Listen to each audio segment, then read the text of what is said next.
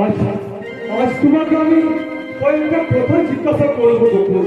আশা করি তার যথাযথ উত্তর তুমি দেবে। বলো, তোমার কতদিন আগে তোমার বিয়ে হয়েছে? তোমার শ্বশুর বাড়ি কোথায়? শ্বশুর বাড়ি আমার অনেক ছোটবেলায় বিয়ে হয়েছে, তো শ্বশুর বাড়ি যে কোথায় আমার ঠিক মনে নেই মা।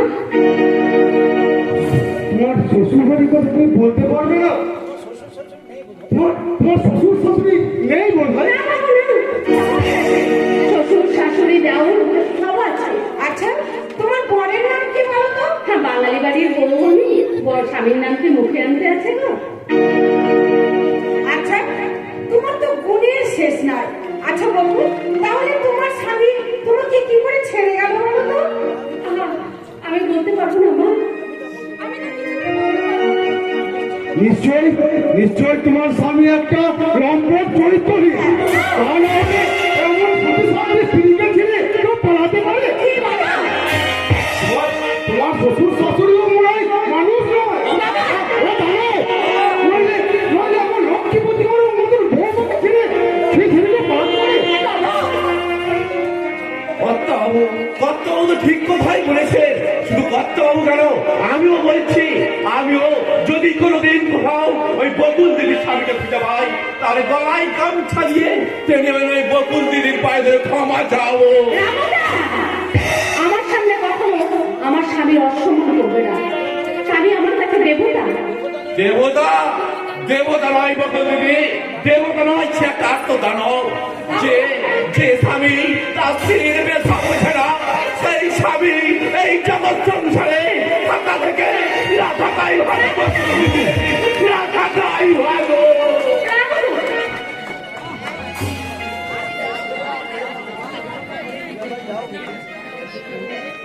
তুমি এবার যাও বকুল, লক্ষ্মী পুজো করে সারাদিন তোমার কিচ্ছু খাওয়া হয়নি।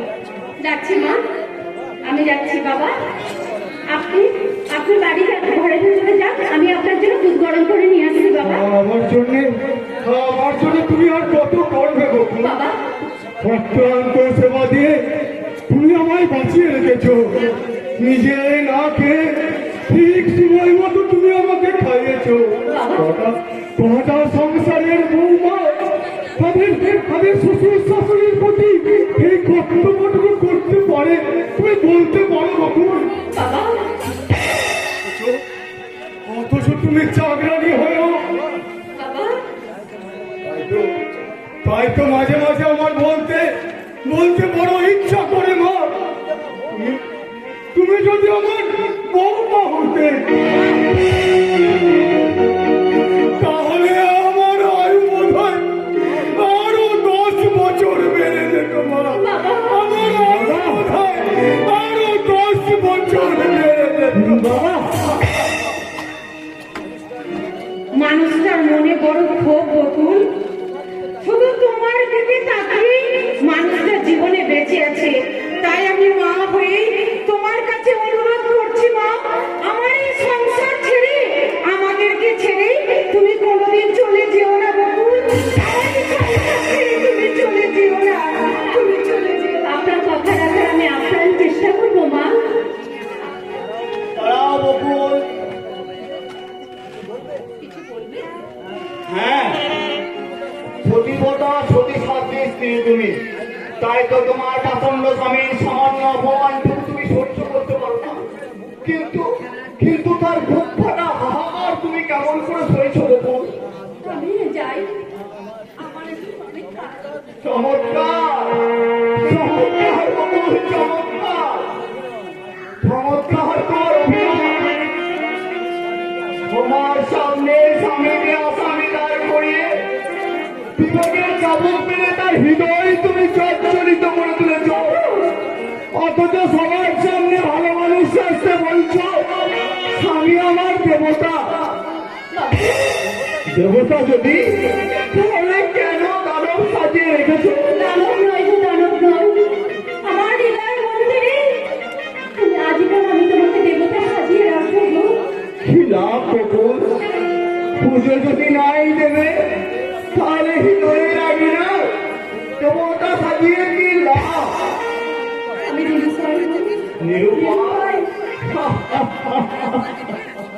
সম্পর্কের সাথে স্বামীর কাছে স্ত্রী আসবে তাতেও সে নিরুপায়, কিন্তু কিন্তু যদি কোনোদিন অকাল মৃত্যু আমাকে ছিনিয়ে নিয়ে যায়, সেদিন তুমি নিরুপায় হয়ে আমারই নয় সিঁদুর ছিটিয়ে তোমাদের বলতে পারবে তো যে আমার স্বামী জীবিত। তুমি আমাকে চুপ করো। বেশ, তবে তাই হোক, সেই দিনটার জন্যই তুমি অপেক্ষা করে বাবা।